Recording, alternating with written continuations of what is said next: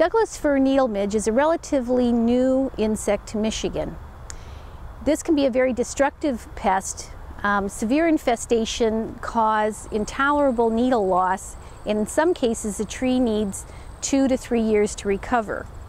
This is particularly important to Christmas trees, where the value of the Christmas tree is dependent upon the quality of the foliage as well as the appearance of the tree.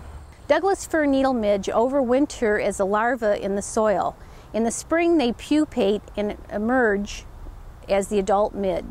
The adult midge is a small, fragile, mosquito-like fly that is orange to brown in color and usually about 1/16 of an inch. The midge emerges in about mid-May, and that emergence lasts about 3 weeks. At that time, the adult midge mate, and the female lays eggs on the emerging growth as well as the elongating needles. The eggs hatch in a couple of days, and the midge larvae bore into the needle.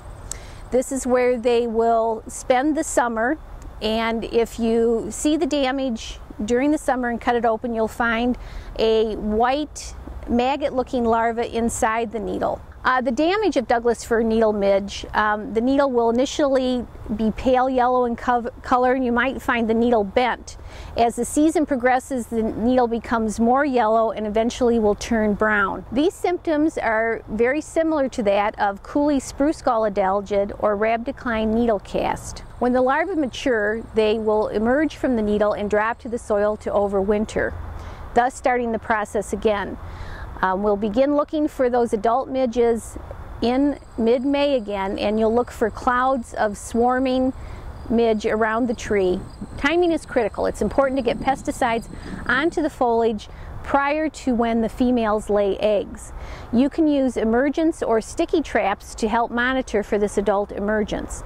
These need to be placed in the field prior to May 1st. If you're late in your application of chemicals, you will have little or no control, and sometimes you may get worse damage because you've killed the emerging parasites and predators that may feed on this insect. You can easily construct a trap from a cardboard box or a 5-gallon bucket. Place these traps in the field under an infested tree by the end of April. We want at least 5 traps per field. The more traps, the better. You need to monitor these every few days, and as we get closer to mid-May, you would want to monitor these on a daily basis. The adult midge emerge from underneath the trap and are collected in the jar. A single application of an insecticide at emergence can give us good control. If you have a field that has been heavily infested or you plan to harvest the trees, a second application may be warranted 7 to 10 days from the first.